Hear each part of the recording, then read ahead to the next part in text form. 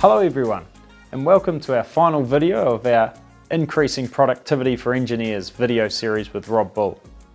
This is the issue I'm sure most have experienced at some point, the cost of rework due to poor quality. So Rob, what are some of the issues you find in this space? Yeah, always comes down to a couple of things, Andy. One, communication and the lack of communication. We've talked about that in the past. And it also is a breakdown of the process, so that there might not be a process and that the team haven't been able to follow what isn't there. Yeah, that's good. So you'd suggest businesses need to take a closer look at their processes and smooth out quality consistency? Yeah, absolutely, and it could be a combination of one or both of those issues, particularly in a fast-growing business, and they've been small in the past, that they've just carried on working the way that they've always worked without actually documenting how a job should be done. So as they're getting on new team members, you've got those standard procedures or standard operating procedures, enables them to train people correctly, but also making sure that everyone and all the team members are clear about what's required and what steps are needed. So, and it builds consistency across teams and team members, so no matter who's doing what job, we should have that standard in place. Yeah. Next one, it really is around quality and quality checks at the source. So every step, every stage of a job should have a quick checklist. So team members need just to slow, pause, go through that checklist, have they hit those quality standards for that particular part of the job, and then sign off before it moves on to a different part of the team or they start the next phase of that build.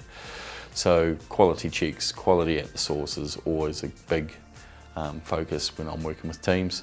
And the last one really is measuring performance, and this is about building accountability within the team and about pride in your own work. So if we measure what we want to improve, then we can do something about it. So that could be as simple as doing tally marks on the visual boards that we've talked about in the past, counting how many errors that a team might come up with. It might be per month or it might be per week, depending on the pace of the business, and then setting goals about how do we reduce that, understanding, problem solve, or get into the root cause of those number of errors. And it might be 20 errors a month. How can we get that down to 15 and hit that consistently?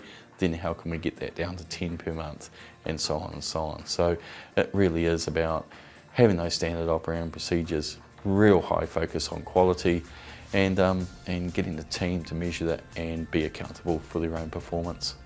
Yeah, that's great. So the key tips or takeaways for reducing the rework and improving the quality would be that 1, implement standard procedures for all workers to follow. 2, have quality checks in place at different stages. 3, set workers a challenge to measure their own performance and work out how to improve it month by month or week by week. Yeah, no, absolutely. It's just one of those things. If they work on those 3 aspects, that they should be able to make a huge impact on their business and grow more sustainable, make more money. Yeah, that's fantastic. Well, thanks heaps, Rob, for all your tips and suggestions and helpful comments. And thanks all for listening in. We trust you got something from this series. Until next time, all the best.